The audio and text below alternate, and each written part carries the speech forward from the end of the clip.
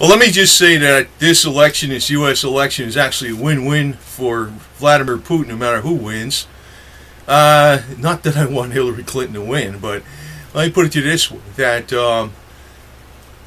first off, if Trump wins, more than likely we're going to have pretty smooth relations with Russia. Why create a bunch of problems? It's business should be business, and if Hillary wins, and I don't think she's going to win by popular vote. I think one of the biggest problems is that the major media counts the votes. So I don't know how that's going to work out. If you look at the rallies, it looks like Trump's got, many times over the number of people at his rallies than Hillary Clinton. But I'm still not sure how this is going to come about because the major media counts the votes. But if she wins, it's going to be very demoralizing for the NSA, the CIA, any intelligence services that protect the United States and spy on us too, of course, and which is not good. I'm not saying that, but it's going to be very demoralizing for for people in the military, people in the FBI, except for Comey, of course, James Comey, and it's going to be very demoralizing for the Secret Service, and she's not going to be somebody that's going to unite people. I can tell you that right now. I don't think most people even want her in, but I think the elections are they are rigged. I think possibly. I don't know how much. See, I don't think they're rigged at the local level, but when they're tabulated, yeah. Actually, I'll tell you right now, I think Vladimir Putin's elections were rigged too. But on the other side of it is, I respect Vladimir Putin like a gazillion times more than Hillary Clinton. And, one thing, it's not even like I'm being anti-American by saying that. The reason I'm saying that is, and why I'm saying that is, because I don't think Hillary Clinton's got dedication to America in the least. Not even in the least. She's got dedication to her own political power, period.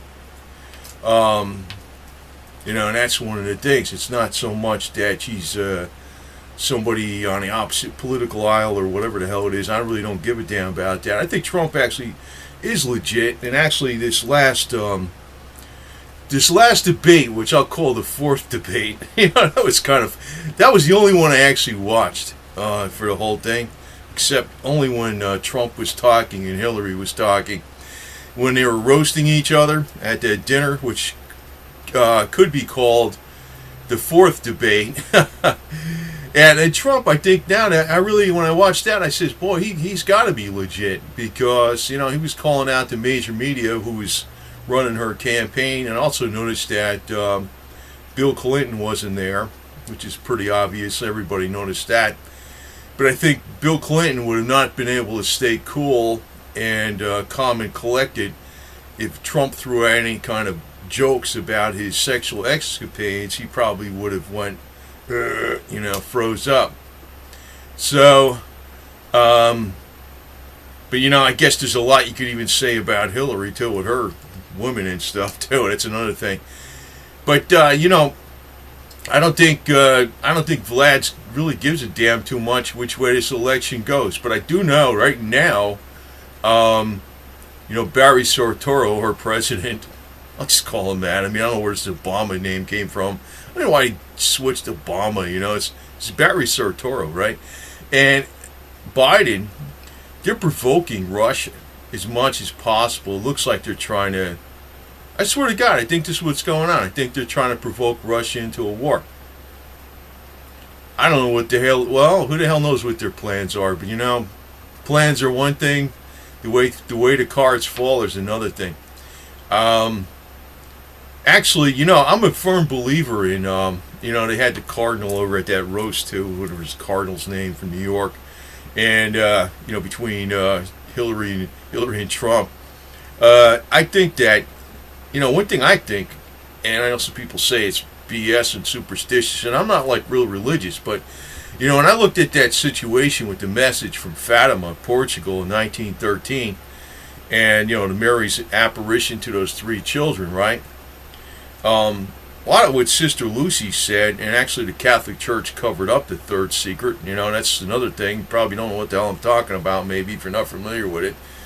But Ultimately, it's said that, wars and economic depressions are basically, she says this, at the Message of Fatima of 1917 in Portugal, right? She said that basically wars and severe economic depressions are punishment from God for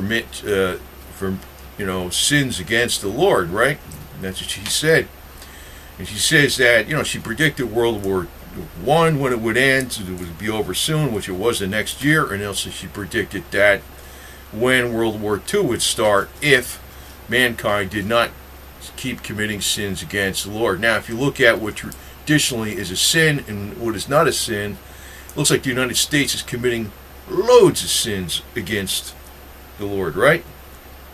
Whether you believe in the Lord or not, and whether you're Jewish or whatever, fine. I mean, I'm not 110% like all in with the Christian stuff all the way, but I got to look at this Fatima from a very objective angle, and I say to myself, the last thing she said is going to happen, and it's not like Russia's going to be this big evil, but she said it's going to come out like this, whereby Russia's going to be the instrument that is going to chastise mankind for its sins.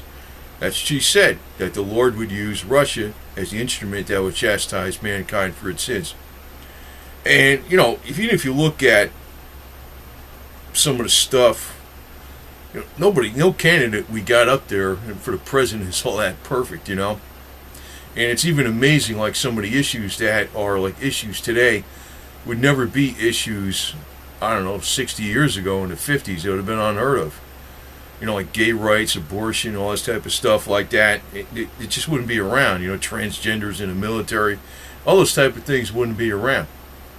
And it goes to show you, well, traditionally all that would have been sins, right?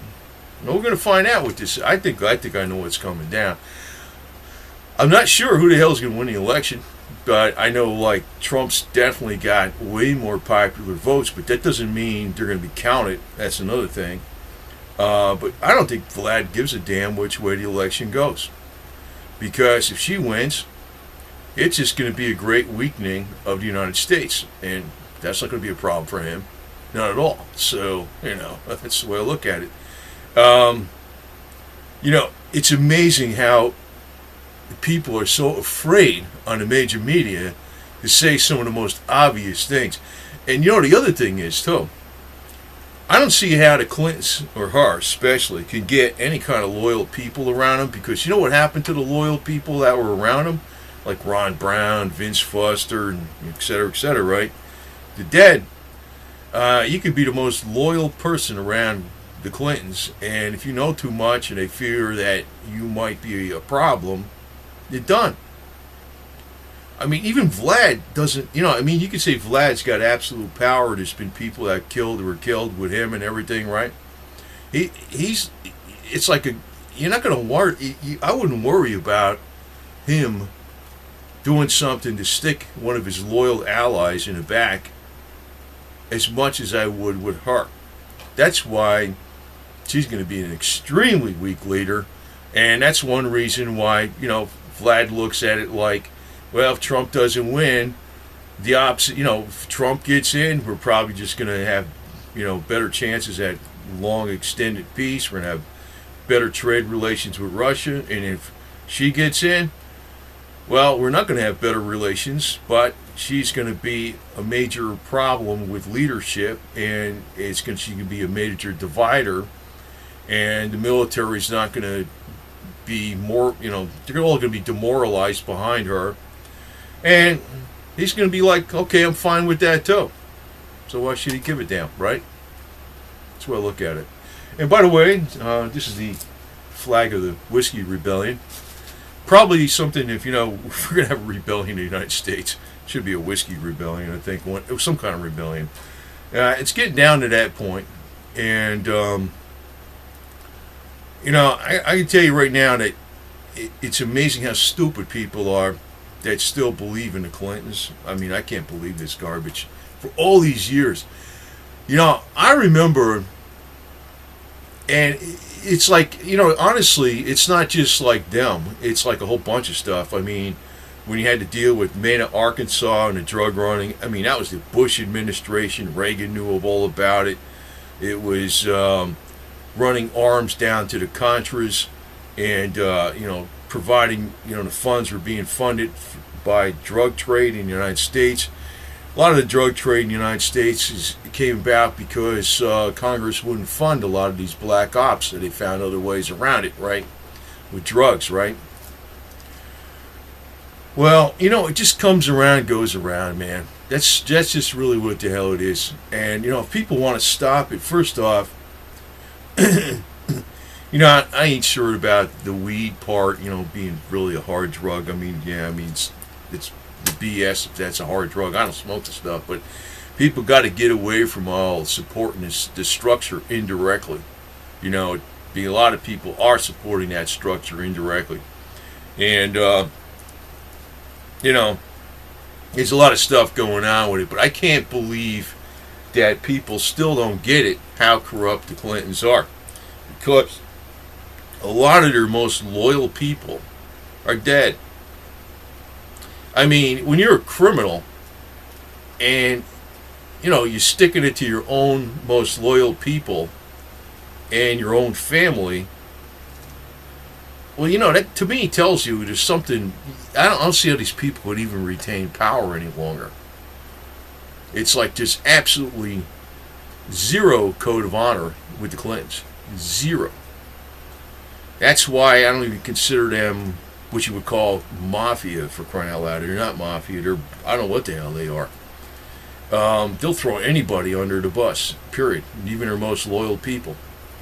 That's why I don't think Vlad's worried about her getting in office. She single-handedly will actually demoralize the hell out of the U.S. military. She'll cause a mass exodus of seasoned FBI agents that wanted her, arrested for, lack of security on information and pay for play through the Clinton Foundation. She's just going to cause the best people in the government, because not everybody in the government's screwed up. She's going to cause them to just leave. And Vlad's like, well, it's not a problem with me, man. American people want it or whatever. But maybe it's just the major media wants it that way. So, anyway, I don't think the guy gives a damn which way the election goes, man, at all. And the one thing that kind of bugs me about this the most, though, is that if she wins, I don't think it's the will of the people. I think that's the will of the major media who's calculating the final tabulation on the vote. That's what I think's going on. But I already told people on another video, who the hell's the enabler of the major media? It's the people themselves. I don't subscribe to any freaking major media channels. I don't have cable TV. I don't freaking go order the New York Times or anything like that. I don't bother with that stuff. I don't, the only information I do is strictly through the internet, or if it's a publication, maybe it's like Accuracy in the Media with Reed Irvine. I don't freaking bother with any of those major media avenues at all. But most people will support him, because they'll, they might just pay for the whole package because they like watching a movie here and there. And I say to myself, you shouldn't be doing that, because that's what's giving them the power. And if you look forward a little bit, as far as how censorship's going to be going here, because I think it's already going somewhat against, the independent producers on YouTube. But if you look at what Obama said recently, he's even stated that there should be like a truth test on independent media before they're allowed to say stuff. He said words to that effect, which is going to be more censorship coming down the pipe, big time. Now, if you think I'm like totally motivated doing this for financial reasons, you're wrong. I'm doing this more for real truth reasons. And I don't sell conflict. I'm telling you the real deal. I think a lot of people sell that are what you call the big channels on the YouTube that are, the alternative media, quote unquote. I think mainly they're selling conflict.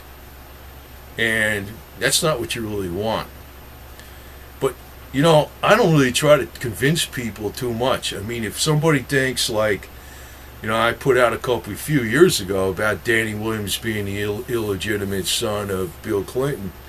If people don't want to believe it, I'm not going to try to convince you. Do whatever the hell you want. I think most people do believe it, though, because he's got such a strong likeness to Bill Clinton. I've known about the story since the 90s.